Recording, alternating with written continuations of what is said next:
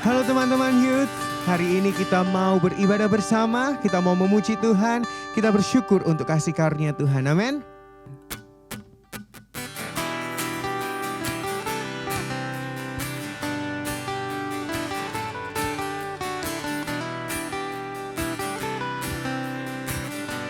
Mari kita pujikan. Bukan karena usahaku dan perbuatanku, semua pemberianmu, kasih dan rahmat yang kekal, berikan kepastian dalam pengharapan.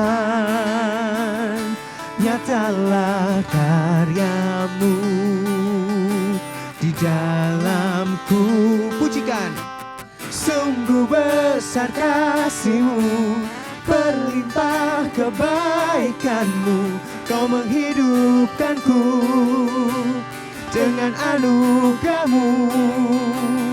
Oleh kasih karunia-Mu, Kau telah membangkitkanku, Kau menghidupkanku dengan anugerah-Mu.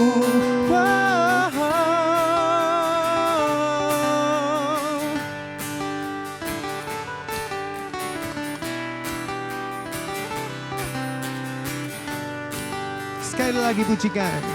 Bukan karena usahaku dan perbuatanku, semua pemberianmu, amin. Kasih dan rahmat yang kekal, berikan kepastian dalam pengharapan. Nyatalah karyamu. Sekali lagi katakan, nyatalah karyamu di dalamku. Come on.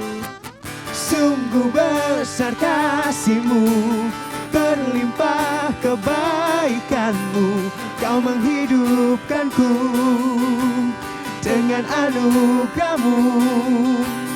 Oleh kasih karunia-Mu, Kau telah membangkitkanku, Kau menghidupkanku dengan anugerah-Mu.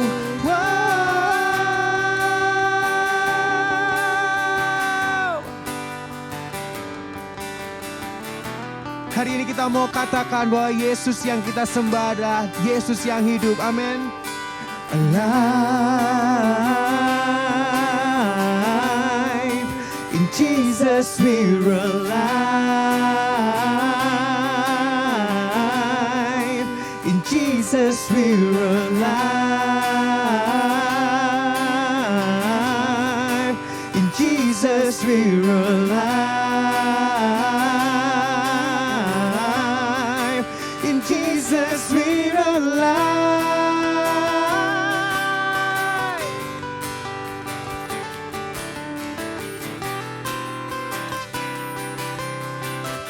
Dengan segenap hatimu mari pujikan.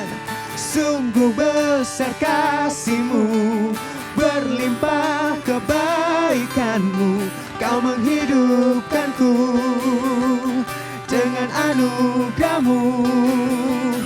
Oleh kasih karunia-Mu, Kau telah membangkitkanku, Kau menghidupkanku dengan anugerah-Mu.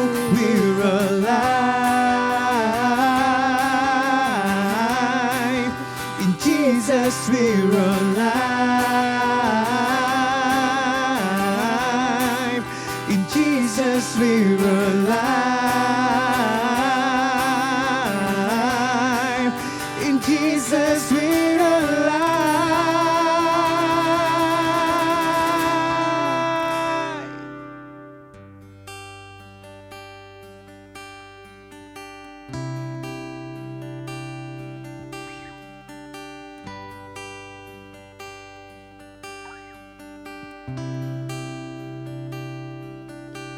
Sungguh besar kasih Bapa dalamnya tak terukur. Dia berikan anak tunggalnya, jadi tebusan kita. Sungguh berat deritanya untuk abaikan anaknya, demi mengangkat kita yang hina jadi mulia.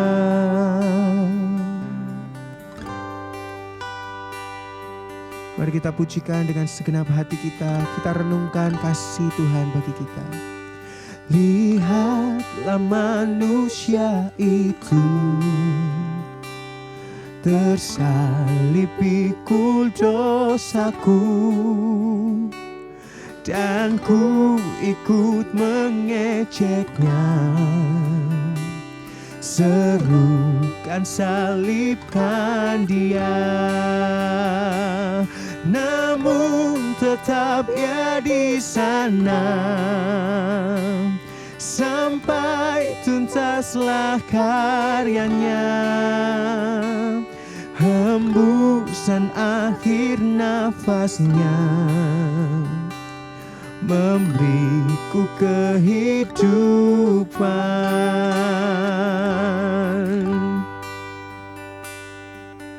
Oh, oh, oh, oh, oh. Tak akan aku berbangga dalam apapun juga, selain di dalam Yesus yang mati bangkit bagiku. Mengapa dia mau berkorban, tak dapat ku pahami. Hanya inilah yang ku tahu, bilurnya pulihkan. Sama-sama kita pujikan. Mengapa dia mau berkorban, tak dapat ku pahami. Hanya inilah yang ku tahu, bilurnya pulihkanku.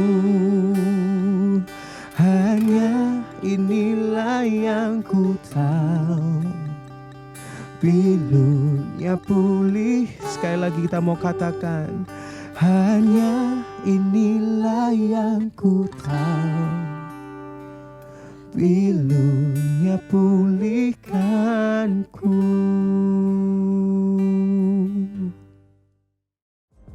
Shalom teman-teman youth, apa kabar? Semoga kita semua dalam keadaan baik-baik saja ya. Kalaupun ada yang sedang tidak baik karena sedang isolasi mandiri mungkin atau yang lainnya, tidak apa-apa. Semoga ibadah youth kita hari ini bisa menguatkan dan menghibur kita semua. Bersyukur juga untuk kesempatan saya bisa menyapa teman-teman lagi secara online. Pastinya saya juga sangat bersyukur untuk teman-teman yang setia untuk mengikuti worship dan sermon kita setiap minggunya. Nah, tadi kita sudah sama-sama memuji Tuhan, dan sekarang kita akan mendengarkan firman Tuhan. Sebelumnya, mari kita berdoa memohon pertolongan Tuhan. Bapa di dalam surga, terima kasih Tuhan sudah sertai kami sampai hari ini. Terima kasih juga untuk puji-pujian yang boleh kami naikkan. Dan sebentar kami akan mendengarkan firman-Mu. Kiranya Tuhan sendiri yang akan bersabda kepada setiap kami. Di dalam nama Tuhan kami Yesus Kristus kami berdoa. Amin. Saya mengajak teman-teman untuk kita sama-sama membuka Alkitab kita dari 1 Samuel 4 ayat 2-7 dan dilanjutkan ke ayat 10 dan 11. 1 Samuel 4 ayat 2-7 dan 10-11. Dengarlah firman Tuhan. Orang Filistin mengatur barisannya berhadapan dengan orang Israel. Ketika pertempuran menghebat, terpukullah kalah orang Israel oleh orang Filistin. yang menewaskan kira-kira 4.000 orang di medan pertempuran itu. Ketika tentara itu kembali ke perkemahan, berkatalah para tua-tua Israel, "Mengapa Tuhan membuat kita terpukul kalah oleh orang Filistin pada hari ini? Marilah kita mengambil dari Silo tabut perjanjian Tuhan, supaya ia datang ke tengah-tengah kita dan melepaskan kita dari tangan musuh kita." Kemudian bangsa itu menyuruh orang ke Silo, lalu mereka mengangkat dari sana tabut perjanjian Tuhan semesta alam yang bersemayam di atas para kerub. Kedua anak Eli, Hofni dan Pinehas, ada di sana dekat tabut perjanjian Allah itu. Segera sesudah tabut perjanjian Tuhan sampai ke perkemahan, bersoraklah seluruh orang Israel dengan nyaring, sehingga bumi bergetar. Dan orang Filistin yang mendengar bunyi sorak itu berkata, "Apakah bunyi sorak yang nyaring di perkemahan orang Ibrani itu?" Ketika diketahui mereka bahwa tabut Tuhan telah sampai ke perkemahan itu, ketakutanlah orang Filistin, sebab kata mereka, Allah mereka telah datang ke perkemahan itu, dan mereka berkata, "Celakalah kita, sebab seperti itu belum pernah terjadi dahulu." Ayat 10 dan 11, lalu berperanglah orang Filistin sehingga orang Israel terpukul kalah, mereka melarikan diri masing-masing ke kemahnya. Amatlah besar kekalahan itu, dari pihak Israel gugur 30.000 orang pasukan berjalan kaki. Lagi pula, tabut Allah dirampas dan kedua anak Eli, Hofni dan Pinehas tewas. Demikian jauh pembacaan firman Tuhan, berbahagialah setiap kita yang membaca, merenungkan, bahkan berusaha melakukan firman ini setiap hari. Teman-teman, siapa yang punya akun di TikTok? Saya tidak punya. Jadi nggak perlu cari akun saya. Di TikTok atau Instagram mungkin dari antara kita ada yang pernah nonton video ini kali ya. Kita lihat sama-sama.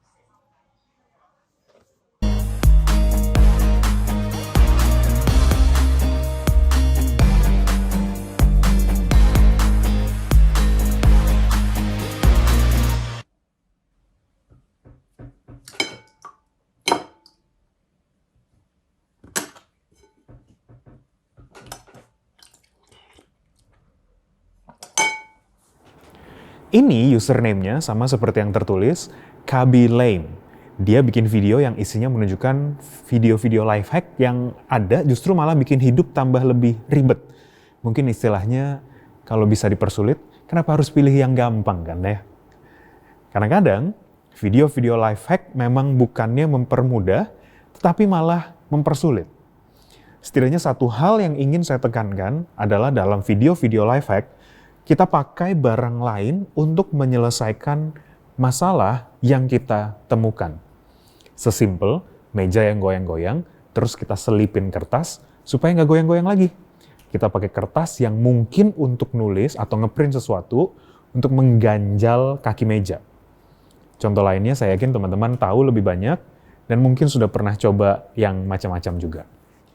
Berhubungan dengan life hack, bangsa Israel di perikop yang tadi kita baca juga, sebenarnya sedang memakai life hack. Apa life hacknya? Yang kita tadi baca di 1 Samuel, bangsa Israel sedang berperang melawan Filistin, dan pada zaman itu, perang tersebut bukan hanya sebatas menunjukkan kekuatan militer, tetapi juga perang antara Allah atau dewa dari bangsa-bangsa yang berperang. Israel berpikir kalau mereka berperang dengan membawa Allah, mereka pasti menang. Ini memang pemahaman yang benar, tetapi dalam penerapannya Israel salah. Di mana salahnya? Mereka pikir dengan membawa tabut Tuhan, mereka bisa otomatis menang. Perhatikan tadi bahwa sebenarnya Israel sudah dipukul kalah terlebih dulu ya. Berarti Israel sudah pergi berperang, kemudian kalah, baru cari Tuhan. Di sini letak salahnya Israel. Mereka sudah pergi lebih dulu tanpa penyertaan Tuhan. Setelah mereka kalah, baru mereka cari Tuhan. Walaupun sudah membawa tabut Tuhan, kenyataannya Israel masih tetap kalah dalam peperangan mereka. Mengapa hal ini terjadi, teman-teman? Dalam perenungan pribadi saya, justru saya menemukan bahwa Tuhan ingin mendisiplin orang Israel. Tuhan mau mengajarkan kepada orang Israel bahwa mereka seharusnya bisa percaya pada penyertaan dan kekuatan Tuhan, bukan pada kekuatan mereka sendiri sebelum mereka pergi berperang. Tuhan juga ingin mengajarkan kepada orang Israel bahwa Tuhan bukan sekedar jimat untuk memberikan kemenangan kepada mereka. Semisalnya, Israel tadi tidak kalah melawan bangsa Filistin, mungkin mereka tidak akan ingat untuk membawa tabut Tuhan itu. Itu sebabnya Tuhan sengaja membuat Israel kalah karena ada hal yang ingin Tuhan ajarkan kepada mereka. Padahal sewaktu orang Israel sudah membawa tabut Allah, mereka bersorak luar biasa sampai orang Filistin takut waktu itu. Orang Filistin benar-benar langsung gentar karena mereka berpikir Allah orang Israel sudah hadir dan ada di tengah-tengah mereka. Orang Filistin tahu apa yang sudah dilakukan Allah orang Israel. Dan mereka takut kalau mereka akan kalah. Bangsa Mesir saja sudah ditenggelamkan oleh Yahweh. Bisa jadi mereka pun akan menerima nasib yang sama. Ternyata ketakutan mereka justru tidak terjadi, teman-teman. Karena orang Israel kalah walaupun tabut Tuhan sudah bersama dengan mereka. Dan kita berhenti dulu di sana dan coba lihat ke dalam diri kita masing-masing. Sepertinya kita tidak jauh berbeda dengan orang-orang Israel. Seringkali kita menjadikan Tuhan sebagai sarana terakhir, last resort kita ketika sudah kepepet. Kalau hidup masih tenang-tenang saja, kita juga tidak butuh-butuh banget sama Tuhan. Giliran sudah bingung, nggak tahu mau ngapain lagi, baru kita cari Tuhan. Benar tidak? Nggak perlu jauh-jauh. Saya sendiri begitu kok, teman-teman. Semisal lagi ada masalah yang sangat sulit, reaksi utama saya akan cari cara supaya bisa menyelesaikan masalah tersebut dengan usaha sendiri, bukannya langsung berdoa kepada Tuhan. Saya akan lebih mudah cerita kepada teman-teman, meminta pendapat mereka daripada berdoa dan meminta pendapat dari Tuhan. Tidak jarang juga saya menganggap Tuhan sebagai jimat dalam kehidupan saya. Dulu misalnya, sewaktu masih kuliah, saya udah belajar mati-matian dan nanti baru di hari ujian saya berdoa pada Tuhan. Bukankah seharusnya dari awal saya belajar, saya langsung berdoa kepada Tuhan, memohon pertolongan Tuhan? Giliran nilai ujian saya jelek, saya yang kemudian protes kepada Tuhan. Tuhan, aku kan udah belajar, tapi kenapa nilai saya malah jelek? Gitu yang kadang terpikir dalam hidup saya. Sungguh saya tidak jauh lebih baik dibandingkan orang Israel. Mari kita kembali ke cerita tadi. Walau Israel sudah membawa tabut Tuhan, mereka tetap kalah. Bangsa Filistin pikir mereka berhasil mengalahkan Israel dan juga Yahweh, Allah yang disembah orang Israel. Mereka pikir dewa mereka jauh lebih hebat daripada Allah orang Israel. Dan kalau kita baca terus dalam Alkitab kita, khususnya di pasal 5, kita akan lihat bahwa sebenarnya nanti patung dewa Dagon, dewa yang disembah orang Filistin, akan jatuh ke tanah dengan posisi menyembah kepada tabut Tuhan. Itu patung tidak ada yang dorong sama sekali di malam sebelumnya. Tiba-tiba aja di pagi hari setelah tabut Tuhan sampai ke tempat Filistin, patung Dagon itu jatuh ke tanah. Posturnya pun seperti sedang sujud menyembah. Bukan hanya itu, orang-orang Filistin pun dilanda wabah. Bukan wabah atau pandemi COVID-19 kok. Tapi orang-orang Filistin dilanda wabah borok. Ada penyakit kulit yang melanda mereka karena tabut Tuhan ada di tanah mereka. Awalnya orang Filistin berpikir mereka sudah menang, tetapi buktinya mereka tetap kalah melawan Yahweh. Di sini kita bisa lihat bahwa Tuhan sendiri yang berperang melawan bangsa Filistin. Tuhan ingin menunjukkan kemahakuasaan dan kemuliaannya di hadapan orang-orang Filistin. Bukan cuma 1-2 hari loh wabah penyakit kulit di Filistin. 7 bulan mereka dilanda penyakit kulit ini. Memang tidak selama kita hari ini sih, yang sudah setahun lebih masih terus berjuang dengan COVID-19 ini. Nah, dari apa yang melanda orang-orang Filistin? kita bisa tahu Tuhan tetap menunjukkan kemuliaan-Nya. Bangsa yang kalah bukan hanya Israel, tetapi bangsa Filistin pun kalah di hadapan Yahweh.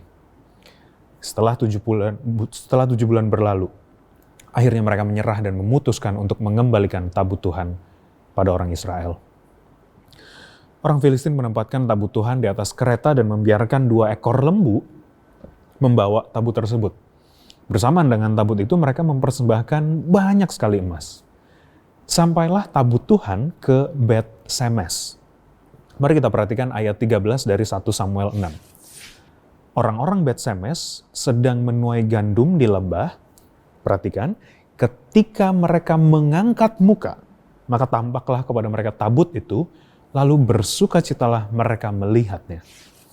Ada kegiatan yang sangat spesifik yang dicatat di sana. Orang Bet Semes, orang Israel tentunya, mengangkat muka dan melihat tabut itu.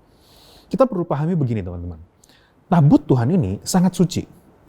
Dalam aturan Yahudi atau dalam hukum Taurat, hanya imam besar yang boleh masuk ke ruang Maha Kudus dan melihat tabut Tuhan.